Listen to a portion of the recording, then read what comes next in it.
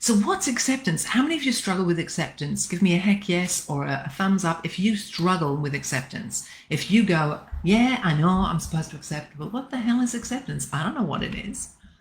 Well, acceptance is embracing a subjective experience, especially when it's a distressing one, without resistance or defense. Now, come back to that because it's important. Jennifer, your head's upside down and I love it.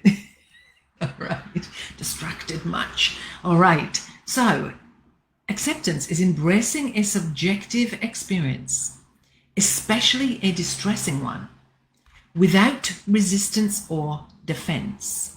It's about fully acknowledging the facts as they are, without fixating on how it should or should not be. So acceptance is seeing things for how they are and going, this is it, this is how it is. Here's an example for you. Here is a crystal. Yeah, I know, it's beautiful. That's my opinion. This is a green crystal. You know, I might not be able to see the greenness of that, but that is a green crystal. That's a fact. It is a green crystal. Now, my opinion is that it's beautiful, but the truth is, it is a fact. Without judgment, it just is a green crystal. That is acceptance. Without judgment, it is what it is. My partner left me without judgment. They just left me. No judgment. That is a fact.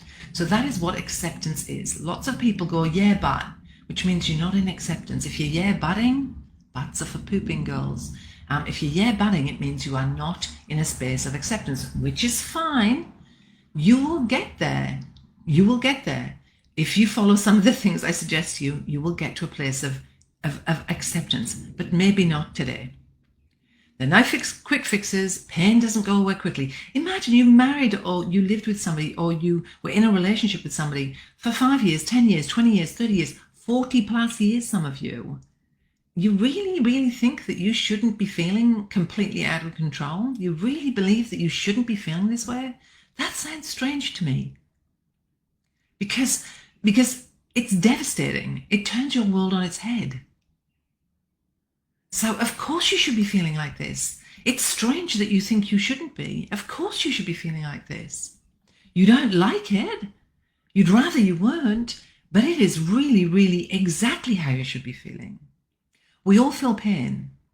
And the sooner we can accept it instead of wrestling it to the ground, the easier it is to manage. The sooner we move into acceptance, the less tug of war there is in our life, the less fighting with it. The exhaustion comes from that, the lack of acceptance. Being in the water, I don't know if any of you learned to swim, but being in water, and the first thing they teach you to do is lay on your back and learn to float. And that's about surrendering. That's about calming down and laying back and just stopping and floating, because that's going to be easier for you. But most of us splash and worry and, oh, the current's got me, I'm going to be dragged under, I can't swim. And we flash and we flail around. And that splashing and failing exhausts us. It exhausts us. When we can lay on our back and slow down and just breathe and lean in, we can cope. That is surrender. That is acceptance. So, and some of you aren't ready for it, which is okay. It's okay to not be ready. But you need to find out how you're going to get ready, and you need to find out how you're going to move towards acceptance, because you have to get there. Some of you, it might take 3 months, 6 months, 12 months. It might take a year, but you are going to have to get there. And the willingness to show up and do the work is how you get there. It's about, awareness. This is what it is. Acceptance. I have to do the work. I have to do the work, whether I want to or not, whether it's fair or not, whether it's just and right or not. I still have to do the work.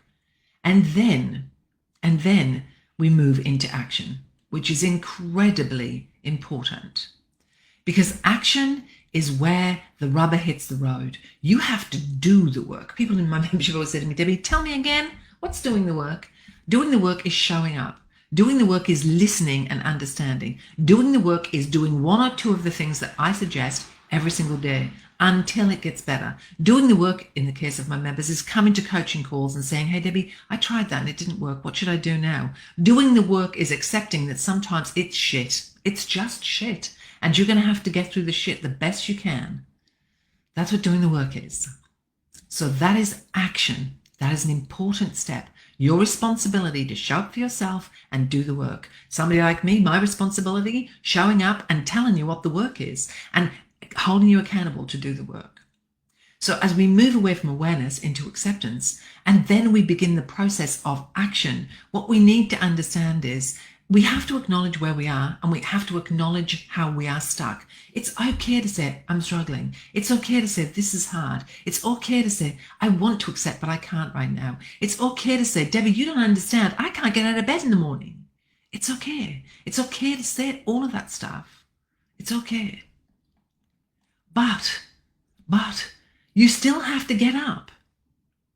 Refusing to accept things and staying stuck just makes this really much longer than it needs to be. Acknowledging the pain you're in, understanding that it's inevitable, and learning to soothe yourself is step number one. You have to learn to soothe yourself. You have to self-soothe. The most important things you are going to learn from me are all start with the word self. Self-soothe, self-care, self-love, self-acceptance, self-compassion. All start self-worth. All begin with the word self. You are going to have to get in the game. You're going to have to get in the game. You know, the things that are going to stop you, the things that are going to make it hard for you are things like, unresolved feelings that cause you a lot of pain.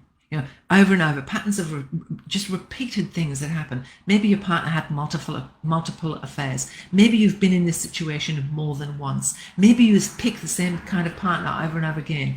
Maybe you get in situations in your relationship where you've been in denial, or you refuse to stand up for yourself, or you refuse to set boundaries. So you have these patterns of behavior that come up over and over again. Maybe you talk in circles, round and round and round you go. Where you stop, nobody knows.